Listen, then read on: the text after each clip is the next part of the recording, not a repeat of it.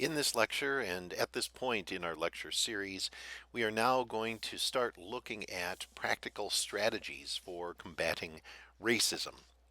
If you have been keeping up with Dr. Shirley Better's primer on social change, this is the second section of her primer addressing strategies for social change. Now, before I get started with this first slide and some of the specific pages and comments that are associated with Dr. Better's primer, I'd like to talk a little bit about where this fits in our understanding of the structure of a society and ultimately culture. When you're talking about social change, ultimately you have to conflate it with the idea of cultural invention and cultural transformation. And this is a particular kind of process, or these are processes that, in a sense, are found across all cultural environments. Probably the easiest way to think about this would be a transition having to do with technology. If we are to compare a hunting and gathering society to a horticultural society, we realize that a major divide between these two cultural traditions has to do with technology. In fact, the term hunting and gathering and horticulturalism, or hunting and gathering and small scale agriculture, these are technological terms. What does this mean to us? This means that at some point in the ecology of a particular culture, an individual, a group, and eventually a community decided to change. And they decided to change in many different ways. But in terms of how, let's say, an archaeologist understands the difference between a hunting and gathering society that is no longer present and a horticultural one that also is no longer present, they are going to frame it in terms of technology. That doesn't mean that the only thing that was changing related to the cultural invention of a new kind of means of growing plant material and harvesting plant material, semi-domesticating or incorporating new kinds of animal and plant proteins into one's diet. It means ultimately that there's a web of different kinds of transformations that are occurring simultaneously, and it is the lens that the archaeologist is looking through, in this case a technological one, that helps him or her to best describe what is occurring as we compare, let's say, two different sites or two different levels, occupational levels within a single site when we see this transition occurring. Now, for our purposes, we're looking at a transition or a transformation as it relates to, in this case, stereotypes, thought processes, perspectives, and ultimately how services and resources are provided and made available to people within a society. For a society to behave in an efficient manner, if we look again through this ecological lens, it's important that everybody have equal access to these particular kinds of resources. Or if there is some sort of differential access to these resources, it has to be based on something other than hate, or it has to be based on something other than making sure that a particular group of individuals within a community are subjugated in some way, shape, or form. There has to be a purpose for, in this case, that differential access to either the means of producing resources or the ability to accumulate wealth or the ability to have access to particular kinds of um, monetary and non-monetary resources. So that's how we're going to take a look at this idea of social change. We're going to look at it as a kind of cultural invention and a kind of potential transformation. Just as a major crisis like Hurricane Katrina, or in our current state, the COVID-19 global pandemic, is impacting lives, it is also ultimately stimulating social and cultural change. You may be thinking about what kind of change will come about as it relates to this global pandemic. I would say that a good starting point would be to look at our healthcare system. This global pandemic is highlighting many of the inequalities that exist within our healthcare system and some of the inefficiencies that exist within our healthcare system. That should and historically has led or would lead to some sort of new cultural invention. And it would change the relationships that people have to healthcare resources and some of the underlying philosophies that are part of our American healthcare system. This could even be applied globally. So you could even say that it would, in a sense, incorporate new cultural inventions into how we as a species across the globe perceive health and healthcare as it relates to everyone and how it interrelates everyone into one large global community.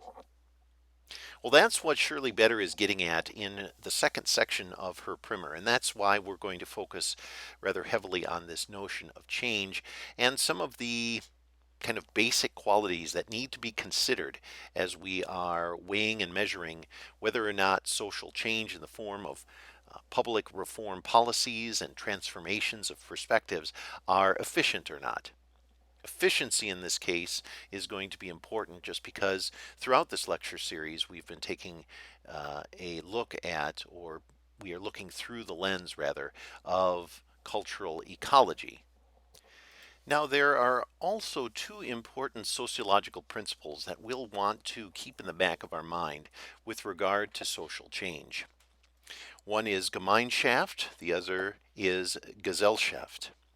Let me define these for you, and again, keep these in the back of your mind as we're moving through this second session or second series in our lecture series. The term Gemeinschaft is something that we associate with the idea of intimate community. In a sense, we are talking about the personal ties, the kinship connections, and the lifelong friendships that are important to the structure of a society and help to knit it together. So Gemeinschaft. Gesellschaft is more on the impersonal side of things. It is impersonal associations, meaning these are no longer ties associated with family and friends, but rather they are associated in this case with relationships that are not rooted in who you know or who you are related to.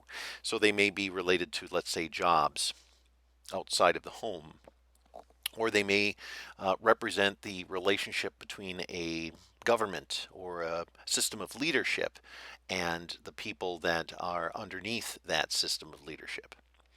And so in these moments of social change, you will see both of these sociological phenomenon, or phenomena rather, at work. We will see relationships that are intimate and based on relationships changing, but we will also see, and this is the one that is easier to track in terms of instruction and learning, Gesellschaft, or this idea of less relationship-based relationships and how these interactions are also changing.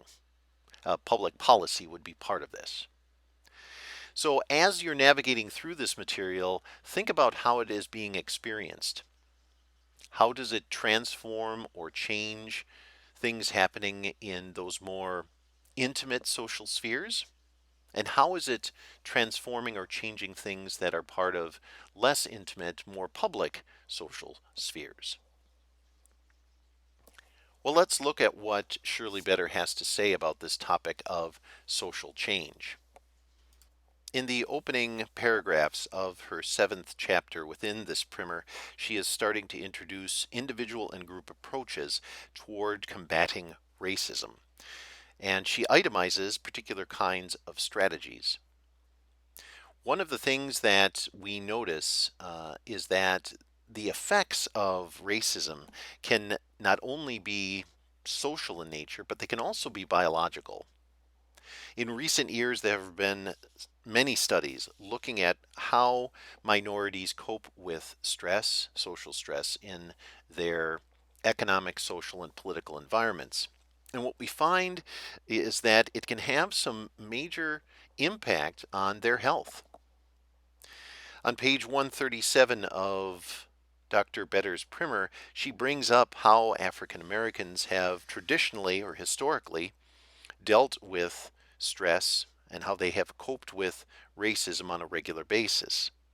She writes, not only can stress bring about hypertension, high blood pressure, but also it can produce an overall emotional malaise or depression, putting a cloud over much of the activities of one's daily life. We touched upon this earlier in the lecture series when I discussed the idea of economic opportunity. If you feel on a daily basis or on a regular basis that no matter what you do, you are unable to achieve particular kinds of life goals as they relate to your income, to your home, to your household, this can result in the idea of helplessness. And as helplessness flourishes in the mind of the individual, it can very easily impact not only their emotionality or their emotions, and their health, but it can also have a pretty significant impact on what they attempt to do and what they choose not to pursue in their life and as they think about the future in their own life pursuits. In considering how we can incorporate this into processes of social change, Shirley Better begins to ask some pretty uncomfortable questions, and this appears also on page 137 of her primer. She writes, how large a part does racism play in the high alcoholism rate that we see on indigenous or Indian reservations?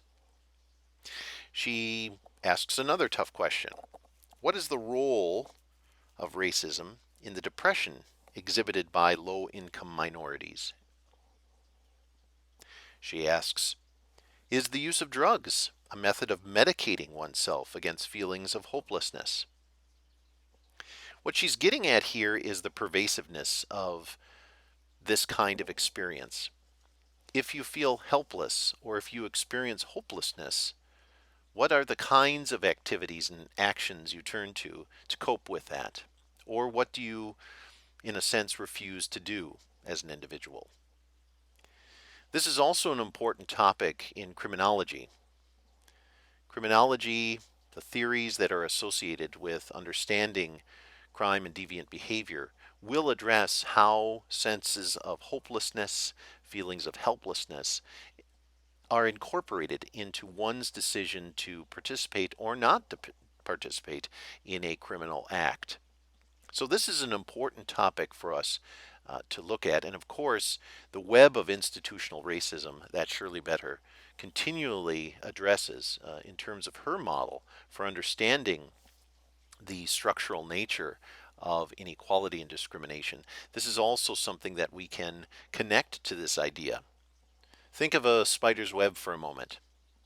When you touch one thread on that web, you in a sense are creating or participating in a communication between all other threads in that web design. It makes the spider aware of, in a sense, where you are if you are its prey. The spider, as it navigates across that web, knows exactly where to step and where not to step. It has the advantage. You don't, if you are the victim. You begin to strain against that web if you are adhered to it, if you're stuck, and it only will increase your lack of movement. You will begin to find yourself imprisoned or trapped as you attempt to escape the web. This web motif is very, very powerful. Everything in society is interconnected. An anthropologist would agree with that, a sociologist would agree with that. And as you begin to address one aspect of that web, you are addressing a variety of other causes and effects. So too, the individual, as he or she finds himself struggling against that web or participating in that web, he or she will navigate that web as prey or as the spider, or some combination of both. So the key that we have to kind of initially embrace at this point is what these various kinds of qualities of life, how, in a sense, they are interconnected with one another, and what they tell us about some of the problems with that web structure, and how we can transform that web structure to be able to benefit everyone, not to have predator and prey necessarily, but have a usable structure in which everyone can benefit nearly equally from interacting with it and within it. On page 137, then, as she's introducing this notion of social change and what will ultimately be incorporated into that process, Dr. Bretter also talks about or reinforces this idea that there are detrimental effects, and that the detrimental effects are not just on individuals who are feeling a sense of hopelessness or helplessness as it relates to the structure of a society, but even those who are benefiting will be impacted in a negative way. As one becomes aware of the problems with injustice and the results of inequality, it can also frustrate individuals who are receiving or are the recipients of the benefits of that unequal status and unequal structure. It also can really speak against a lot of the underlying philosophies that we have as a society regarding individual effort and individual outcomes. Let's say you're playing a game, a card game, and you know that no matter what you do to your hand, you will win in some way, shape, or form. What kind of enjoyment do you get out of that game? But if you realize that everybody at that table playing that card game have an equal opportunity to succeed in some way, shape, or form in varying degrees in that gameplay process, it makes it much more enjoyable. It allows you to strategize. It allows you to think independently and creatively. Realize that discrimination hurts everyone, both the individual that is receiving the negative side of that discriminatory act, and even those that, on the surface and in the short term, appear to be benefiting from that act. Well, as you start to think more deeply about what part of society you are a part of, one of the things that you have to do is really define yourself. And this might seem to be an easy activity, but when you really think about a question like, what is your culture? What is your nationality? What is your socioeconomic status? What is your sexual orientation? What's your profession? These kinds of questions can be rather challenging because nothing in life has a clear black and white kind of delineation to it. We all identify in slightly different ways, yet we're still part of groups and part of communities. On page 156 of your primer, Dr. Better challenges you to identify, and she asks you to identify in a microcultural way or with a microculture, and or to identify with a major cultural expression. A microculture would be something of, let's say, if we're dealing with a language, maybe a dialect. If we're dealing with an ethnicity, maybe a regional variation of that ethnicity or regional history associated with that ethnicity. So when you're thinking about micro versus macro when it comes to culture, just think about scale and realize that you can define yourself in either way. So go through, take a moment here. You can even pause the lecture and go through and self-identify. And as you do that, think about our spectrum of deference and demeanor. How do your definitions of identity, or how are your examples of identity as they relate to a micro culture or the culture itself, how do these things place you on this spectrum and move you on this spectrum? And then how do those expressions of individual, group, or communal identity allow you to participate in a similar or different fashion than the people around you? How do those identities connect you with social institutions within the society itself? Does it give you an advantage, or are you at a disadvantage? So just take a moment to do that and think deeply about where this places you within the fabric or the web of society and social structure.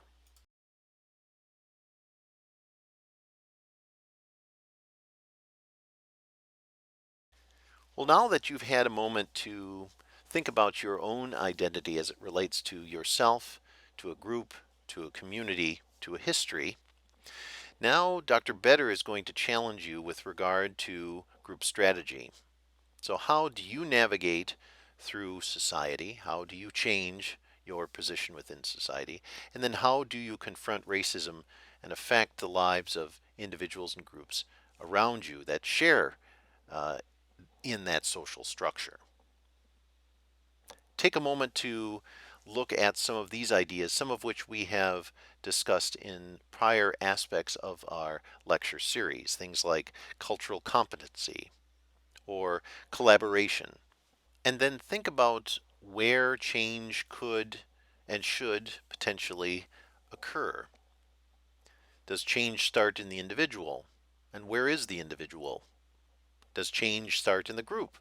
And where is the group situated within the social structure? And then how does that change occur in terms of the type of strategy you might use to transform yourself, to transform your relationships, and to transform the ideas and relationships of people around you?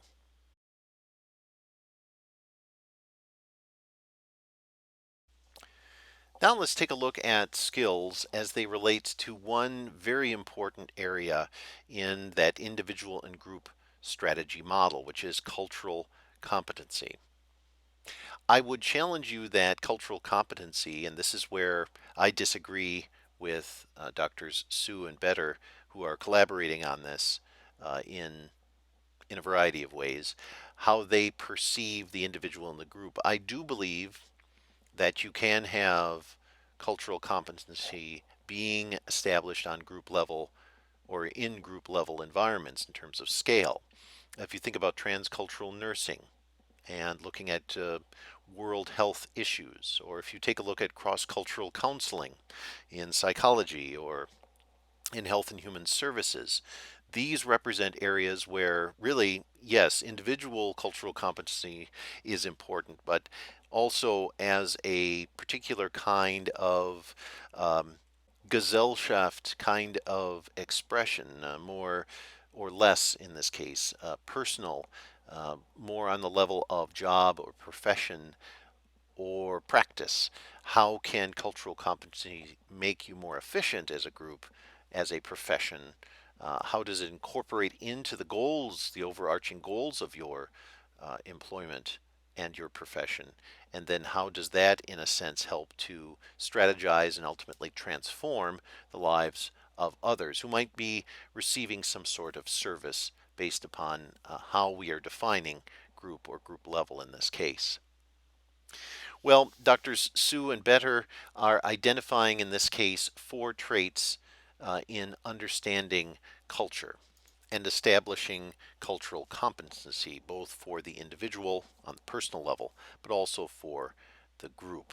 Dr. Better would focus more on interracial collaborations or collaborative projects, but ultimately I think that you can see cultural competency being not restricted by scale in this case, and it can be applied to a variety of levels. One challenge that they give us to align oneself or one's perspectives, beliefs, and attitudes with others in society, taking a look at the lens through which people, groups will look at the same subject or phenomenon. How do you then challenge yourself beyond this, considering other worldviews? Or, third, presenting your knowledge regarding the history of inequality, both at the local and national level, communicating with others regarding some of these more uncomfortable topics. And then fourth, probably the more important of the three, once you've kind of gone through that process of looking at the world a little differently and communicating or opening up channels of communication with people, this fourth one is the more proactive expression of social change, intervention, right? So identifying intervention techniques and strategies that support the ability of yourself and others to be able to be agents of change. And it doesn't have to be a situation where you need to be the agent of change in all social arenas. You could be the agent of change in your own family. You could be the agent of change in your church body. You could be the agent of change in your school. It all depends on what arena you feel that you're being called, in a sense, to connect with. Now, if you have a chance to compare these kind of four perspectives to the greater topic of strategy that Dr. Better is addressing in her primer, look to page 143. These four perspectives become part of an initial skill that she recognizes in terms of designing and implementing social change. She writes, understanding culture has been discussed previously in this primer. She talks about Dr. Sue's work and suggests that there are three characteristics that are required to become culturally competent. And this fourth is being added by Dr. Better because she again is focusing on the proactive side of this, developing competency and then exacting social change. And in this case, in the United States, but this can be applied in a wide variety of environments, even globally. Dr. Better then moves on to a second skill as it relates to social change and how you can be an agent of social change. The second skill, she writes, understanding common barriers to effective communication and relationships. This will increase your chances of success. She also continues, personal and interpersonal barriers to cultural competence include language, nonverbal communication, preconceptions, stereotypes, and discrimination, judgments, and stress.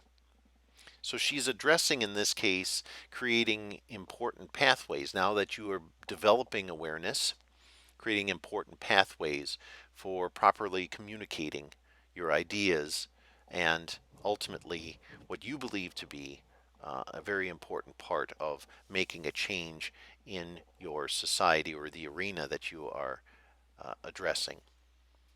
Positive self awareness and then sharing that with others. Then a third skill. She reminds us that practicing personal and interpersonal cultural competency and acting on that should be a nearly constant task. It's something that is not just done once and then completed, but it's something that's ongoing. And how can we do that? Well, in fact, this is a point at which many religious worldviews and this idea of social change as it relates to inequality begin to overlap and mirror one another. And I think you'll see this, especially if you partake in one particular religious philosophy that might be grounded on some of these ideas. Not all of them, but there may be some direct similarities between these two worldviews. She challenges people to be non judgmental. She challenges people to be more flexible, to be able to adjust. She challenges people to personalize their interactions with individuals. She writes, expressing your personal feelings appropriately in a warm and open fashion encourages frank, personal discussions. And I think you have probably experienced that. Another aspect of this, getting in touch with your own feelings. If you are moving into a profession where you are providing a service, let's say a mental health care, one of the things that you are going to be challenged regarding is that you understand yourself before you attempt to help others. If we understand our own shortcomings and our own skills and our own abilities, we can then better facilitate working with others. So that happens even in what we're discussing as part of this lecture series, getting in touch with your own feelings and then reaching out beyond that to make contact with others. Something your parents always told you, listening carefully.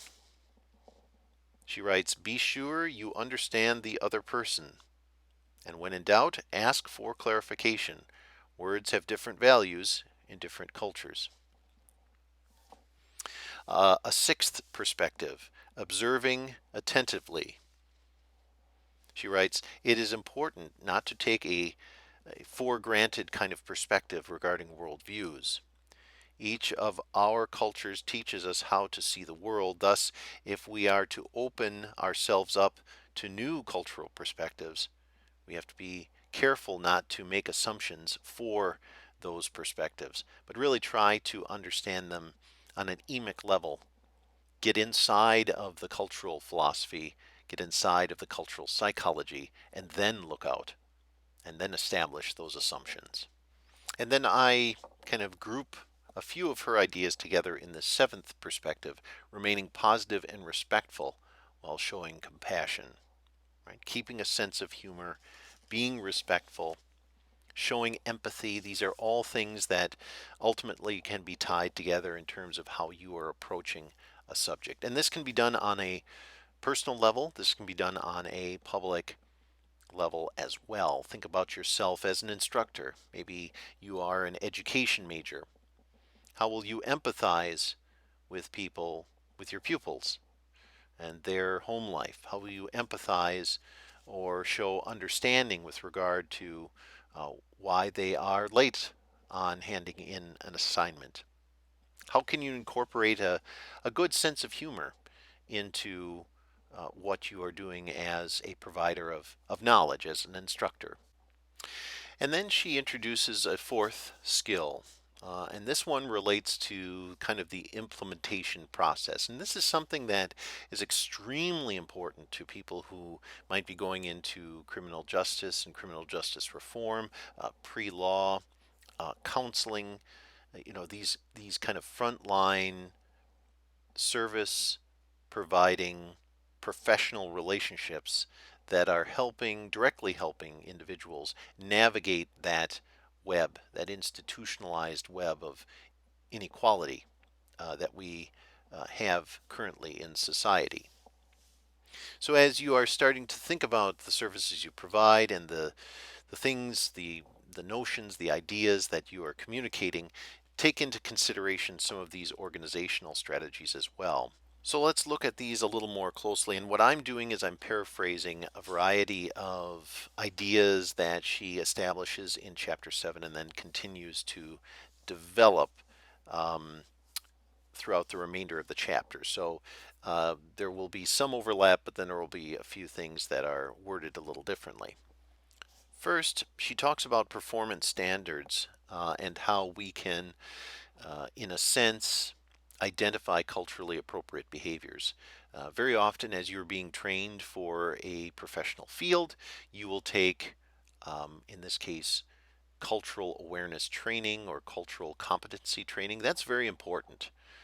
If you have continuing education credits that are required for licensure in your profession, I would recommend incorporating cultural competency in some part of that training or enrichment process.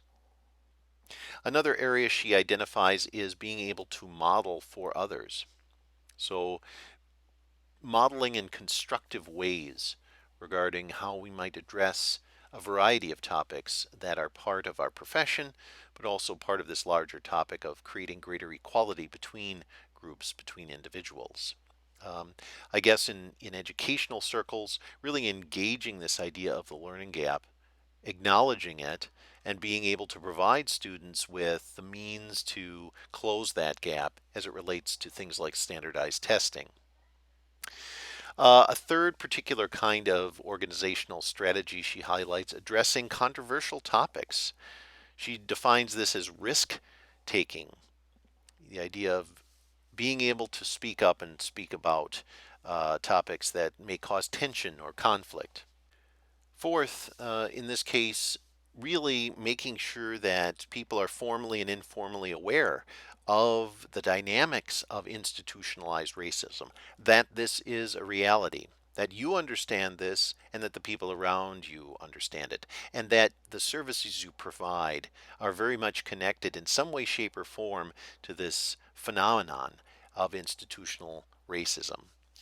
And then fifth and finally, again, fostering change, right? Change in terms of what you do, and in terms of what your organization may do, in terms of some of the goal setting that you or your organization may have.